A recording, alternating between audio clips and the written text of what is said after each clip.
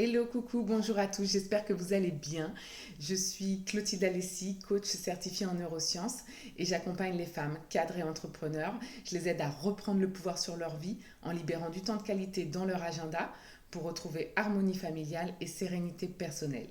Aujourd'hui, le thème de ma vidéo, c'est le pouvoir de décision. Pourquoi j'ai choisi ce thème? Parce que euh, avoir le pouvoir de décider, c'est un des moyens les plus efficaces pour libérer du temps dans son agenda.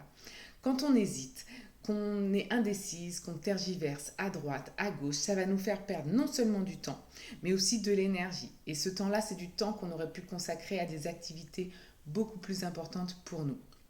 Le fait de réussir à prendre des décisions rapidement, ça va augmenter notre productivité et ça va nous rapprocher plus rapidement de nos objectifs. Ça va également éviter de procrastiner et d'accumuler des tâches inutiles. Vraiment, avoir le pouvoir de décider, ça va vous faciliter la vie. Alors, comment est-ce qu'on peut faire pour prendre des décisions rapidement? La première chose à faire, c'est d'être au clair sur ses valeurs et ses objectifs. Les valeurs, c'est grâce à ça, c'est ce qui va vous guider dans votre vie. Savoir où vous allez. Être au clair avec ses valeurs. Quand on est au clair avec ses valeurs, quand on nous pose une question, bien souvent, ça va être limpide. Parce que ça va passer au travers du filtre de nos valeurs. Soit du filtre de nos valeurs, soit du filtre de nos objectifs. Bien souvent, il faut que ce soit également aligné, que tout ça soit aligné. Je vous invite à aller voir ma vidéo que j'avais fait. J'avais fait une vidéo sur les valeurs et j'en referai une très prochainement qui donnera peut-être, où il y aura un petit peu plus d'apport, un petit peu plus de conseils pour réussir à trouver ses vraies valeurs et non pas les valeurs un peu sociétales comme le bonheur, l'intégrité, des valeurs un petit peu lambda. Quand on va chercher un peu plus profondément, on va trouver qu'est-ce qui compte vraiment pour nous, qu'est-ce qui nous anime réellement. Le fait d'être au clair sur votre système de valeurs et sur vos objectifs, ça va vous donner un super pouvoir et ce pouvoir, c'est celui de dire non.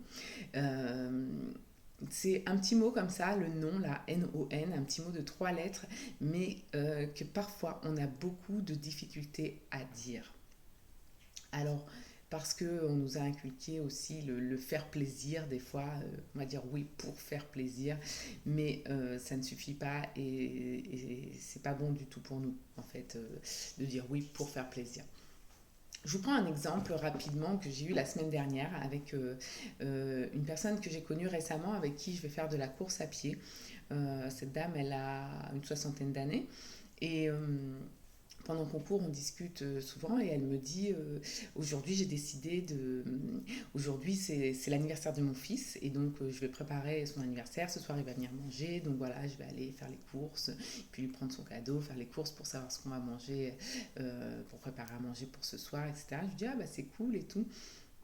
Elle me dit non, en fait j'avais prévu de faire ça, mais bon, finalement ma patronne elle m'a demandé si je pouvais faire des heures exceptionnellement aujourd'hui et tout ça. Et puis j'ai accepté. Et puis aussi, je devais pas, mais je vais rendre service à, je sais plus c'était qui, rendre service peut-être à un voisin, je sais plus. Et je lui dis, ah ok. Et donc quand elle me dit ça, elle est un peu, on sent que voilà, elle est un peu chafouin. Moi j'aime bien dire ce mot-là, elle est chafouin. Et, je lui dis, mais pourquoi t'as dit oui, du coup, si t'avais prévu de faire l'anniversaire de ton fils, de préparer ça tranquillement, t'avais ta journée et tout ça. Elle me dit, elle me dit oui, c'est vrai, alors déjà, moi j'ai du mal à dire non, et encore plus aux personnes qui sont gentilles. Et comme elle est gentille, j'ai pas osé, je peux pas, j'arrive pas à dire non aux personnes qui sont gentilles. Ok, ben du coup, ça va te poser beaucoup de problèmes, quoi, parce que des personnes qui sont gentilles, je pense qu'il n'y en a pas qu'une sur cette terre.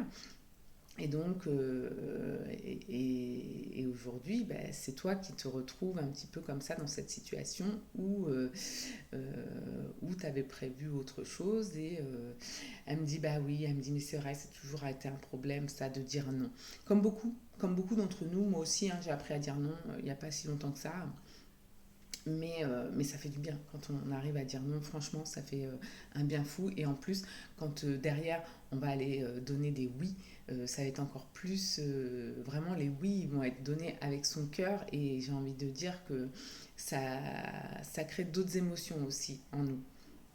Tout ça pour revenir sur l'histoire de ma copine de course à pied.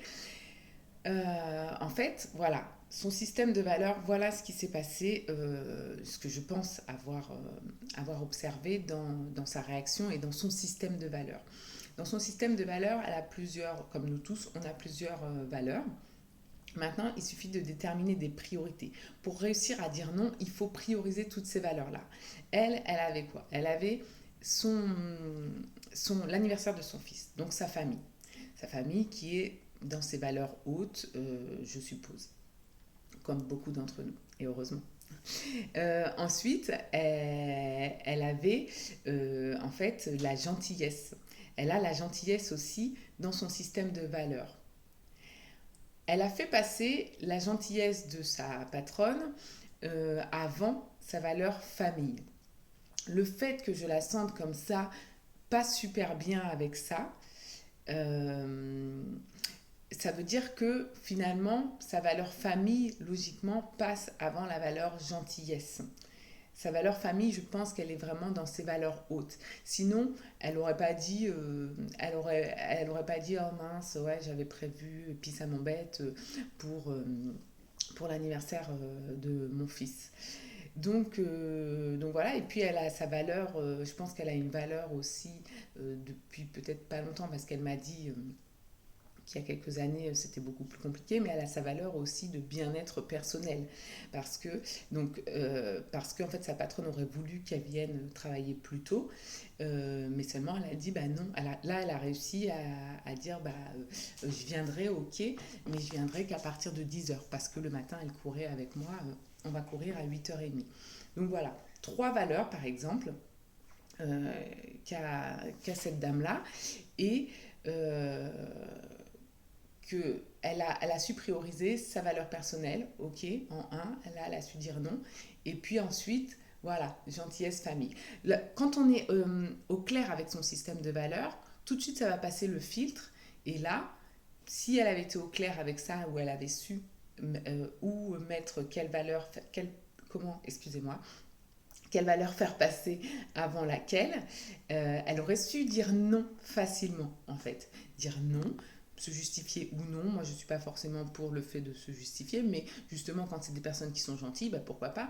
Je veux dire, la personne peut très bien comprendre, et comprendra forcément si c'est quelqu'un qui est foncièrement gentil.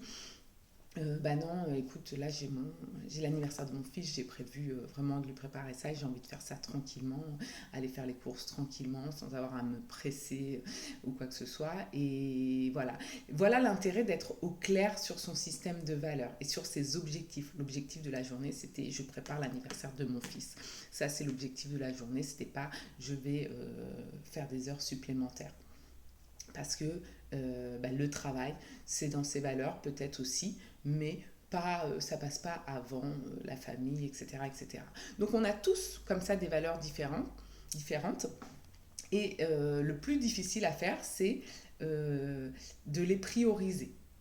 Les trouver, ça va être facile, oui et non, parce que des fois, il faut aller chercher un petit peu plus profondément. Mais le plus compliqué, c'est vraiment de les prioriser. Laquelle je mets en premier, laquelle je mets en deuxième, etc. etc. Et ça, c'est un exercice que l'on peut faire voilà, soit en étant accompagné, soit soi-même, voilà, en prenant le temps qu'il faut.